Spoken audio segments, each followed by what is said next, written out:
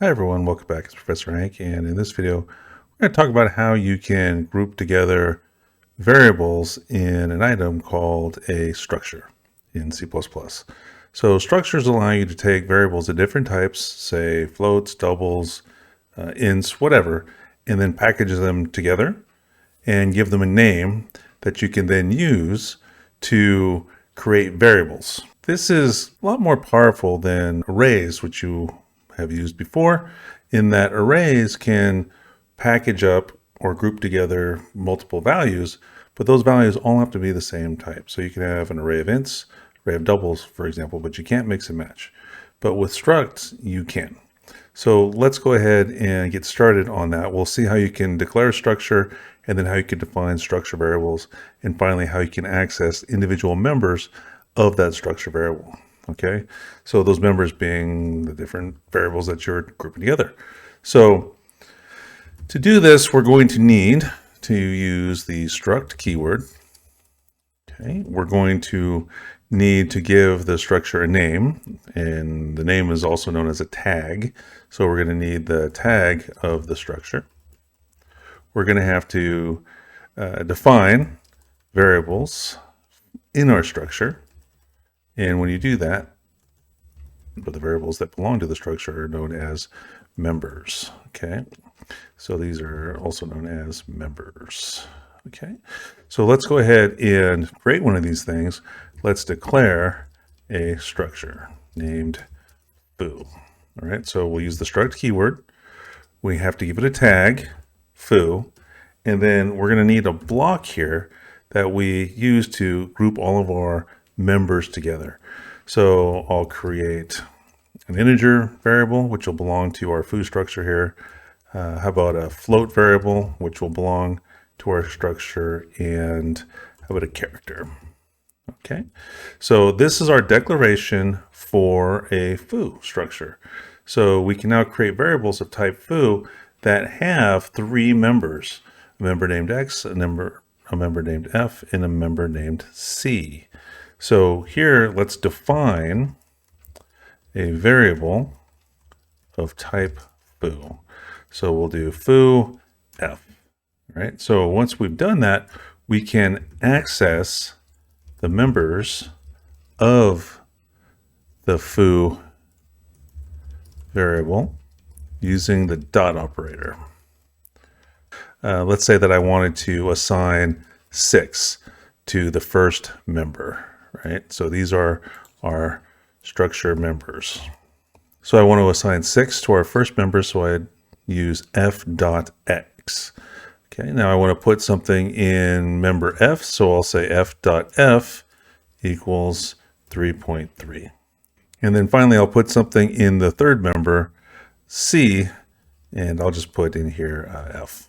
Okay, now once I've done that, my structure has got those 3 values in it, and I can access them and use them as I would whatever that data type is for that member. So to start with, I'll just send the contents to cout. Okay, so we'll print out the contents of the X member. We'll print out the contents of the F member, and we'll print out the contents of the C member.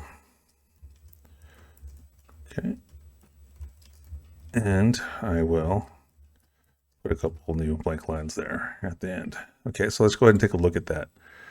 So we have our structure declaration. We have our variable definition, and then we're accessing the members using the dot operator.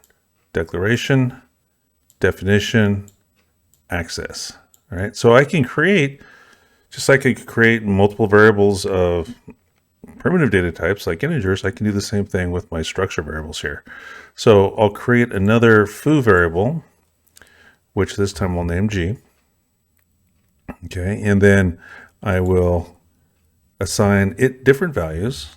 So we'll assign G's X, say 3. We'll assign G's F member, 1.1.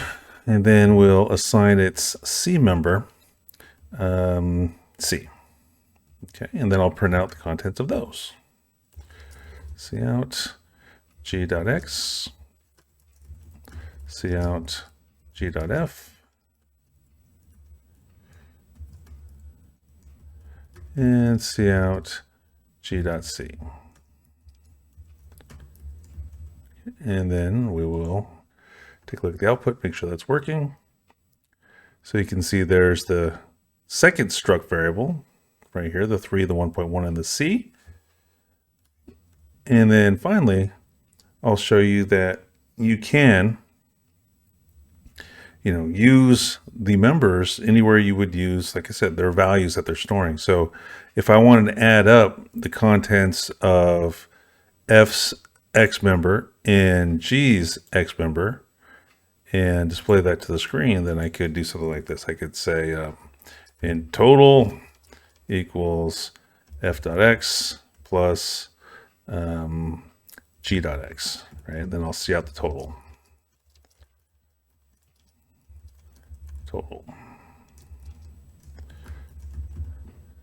Okay, so let's go ahead and run that.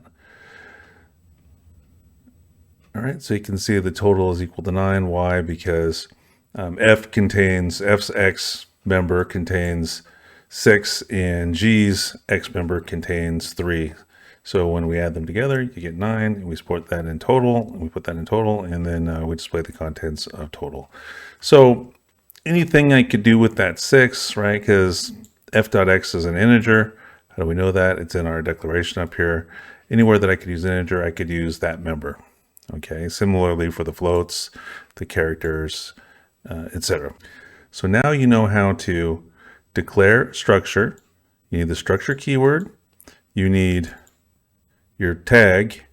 You need members for your struct. Then you can define your structure variable, and then you can access your structure members.